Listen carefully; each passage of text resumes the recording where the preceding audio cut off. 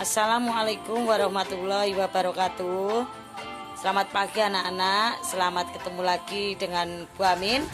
Untuk hari ini, hari Senin, tanggal 20 Juli 2020, anak-anakku kelas 6, kita akan mempelajari tema 1, subtema 1, pembelajaran yang ketiga. Sudah siap anak-anak? Siapkan dulu bukumu, buku paket, dibuka bukunya ya. Terus siapkan juga pensil atau pulpen dan buku tulis untuk mencatat. Nanti dengarkan video yang Bu Amin berikan, cermati baik-baik ya. Kalau tidak bisa diulang-ulang lagi sampai jelas ya. Selamat menikmati anak-anakku. Tema 1, subtema 1, pembelajaran yang ketiga. Materi yang akan saya sampaikan, perkembangbiakan vegetatif alami pada tumbuhan. Perkembangbiakan tumbuhan ada dua, vegetatif dan generatif. Perkembangbiakan tidak langsung atau vegetatif. Perkembangbiakan secara vegetatif adalah perkembangbiakan yang tidak melibatkan sel kelamin atau tidak terjadi perkawinan. Perkembangbiakan ini disebut perkembangbiakan aseksual. Ada dua macam perkembangbiakan vegetatif, yaitu vegetatif alami dan vegetatif buatan. Perkembangbiakan secara tidak kawin alami bisa melalui 1. Umbi lapis, 2. Umbi batang, 3. Umbi akar, 4. Tunas, 5. Rizoma, 6. Gerage, 7. Spora, 8. Akar tinggal. Yang pertama, umbi lapis. Pernahkah kamu melihat bawang merah? Jika diiris, bentuk bawang merah terlihat berlapis-lapis. Bawang merah adalah contoh tumbuhan yang berkembang biak dengan umbi lapis. Umbi lapis adalah daun yang berlapis-lapis membentuk umbi dan di tengahnya tumbuh tunas. Daun tersebut tersusun berdekatan dan tumbuh pada permukaan atas ruas. Umbi lapis dari tunas terluar akan tumbuh membentuk tunas baru atau siung. 2. Umbi batang. Pernahkah kamu memakan kentang? Bagian yang kamu makan merupakan bagian batang dari tumbuhan kentang. Bagian batang tersebut berisi cadangan makanan. Batang tersebut menjadi besar dan berisi. Oleh karena itu, bagian batang tersebut disebut umbi batang. Perhatikanlah umbi kentang dengan seksama. Pada permukaan umbi terdapat mata tunas. Ya, mata tunas akan jelas terlihat jika kentang tua yang disimpan beberapa hari di tempat lembab. Tumbuhan kentang baru akan tumbuh jika kita menanam umbi kentang tersebut. Tumbuhan tersebut tumbuh dari mata tunas yang terdapat pada umbi. Carilah tumbuhan lain yang berkembang biak dengan umbi batang. Yang ketiga, umbi akar adalah akar yang tumbuh membesar karena berisi cadangan makanan. Jika umbi akar ditanam bersama dengan pangkal batangnya, maka pada pangkal batang itu akan tumbuh tunas. Tunas tersebut merupakan tumbuhan baru. Contoh tumbuhan umbi akar antara lain dahlia, wortel, lobak, dan singkong. Yang keempat, bertunas. Tunas dapat tumbuh melalui pangkal batang, akar, atau daun. Pernahkah kamu melihat pohon pisang yang masih kecil? Pohon pisang tersebut tumbuh di dekat induknya. Pohon pisang adalah contoh tumbuhan yang berkembang biak dengan tunas batang. Tumbuhan yang juga berkembang biak dengan tunas batang adalah tebu dan bambu.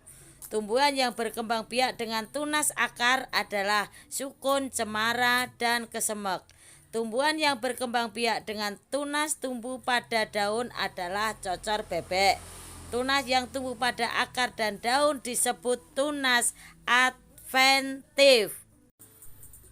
Yang kelima, spora. Bentuk spora seperti biji, tetapi sangat kecil. Spora hanya dapat dilihat menggunakan mikroskop, tidak dapat dilihat dengan mata telanjang. Spora dibentuk di dalam kotak spora atau sporangirium. Tumbuhan paku adalah contoh tumbuhan yang berkembang biak dengan spora.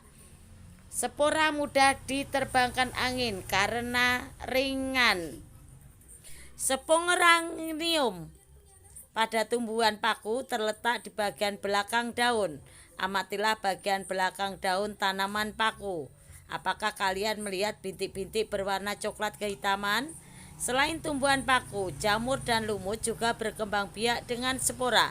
Jamur adalah tumbuhan yang tidak memiliki klorofil atau zat hijau daun. Kita dapat menemukan jamur di tempat-tempat yang lembab. Makanan yang sudah basi biasanya ditumbuhi jamur. Sporangium, jamur berisi spora yang sangat banyak. Yang keenam, akar tinggal. Perkembangbiakan dengan akar tinggal mirip dengan tunas. Tunas pada akar tinggal merupakan batang yang tumbuh mendatar di permukaan tanah. Ciri akar tinggal adalah bentuknya mirip akar, tetapi berbuku-buku seperti batang. Contohnya terdapat pada kunyit, lengkuas, dan temulawak. Yang ketujuh, gerage. Gerage atau stolon merupakan batang yang tumbuh menjalar di atas atau di bawah tanah.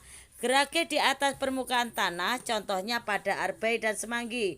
Sedangkan gerage di bawah tanah, contohnya terdapat pada rumput teki. Yang kedelapan, rizoma. Adakah yang tahu apakah itu rizoma? Jika belum tahu, perhatikanlah tumbuhan jahe atau rumput di sekitarmu. Jahe dan rumput akan tumbuh bersatu dengan tumbuhan induknya. Cabutlah tumbuhan tersebut dari dalam tanah. Bagian yang menghubungkan tumbuhan satu dengan tumbuhan yang lain disebut dengan rizoma. Rizoma yang menghubungkan tumbuhan tersebut bukanlah akar sebenarnya. Rizoma merupakan batang yang tumbuh mendatar di dalam tanah.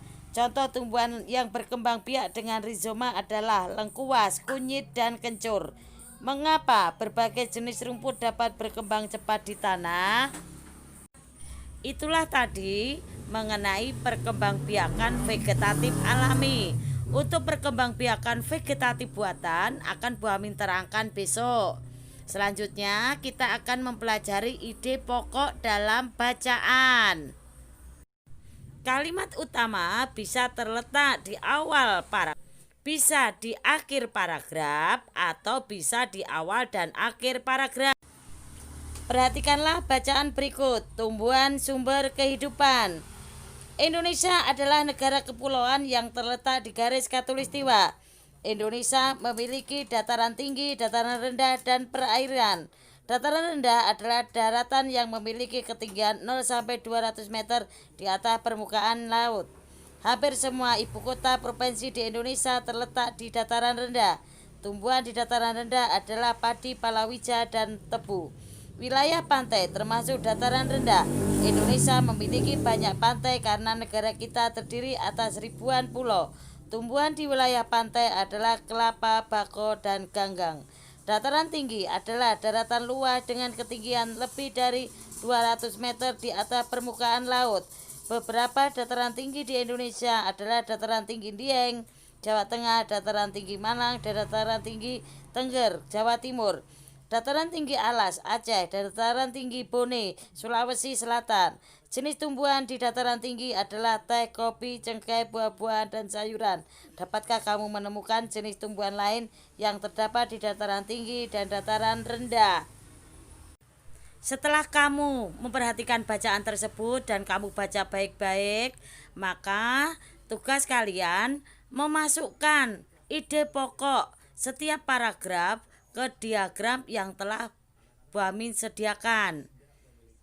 Nah, setelah itu diisikan dari paragraf pertama sampai dengan paragraf yang kelima.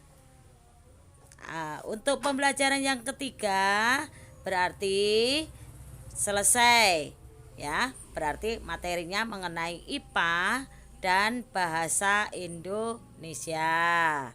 Selanjutnya tugas dari Bu Amin yaitu kamu mengisikan ide pokok paragraf 1 sampai dengan paragraf yang kelima.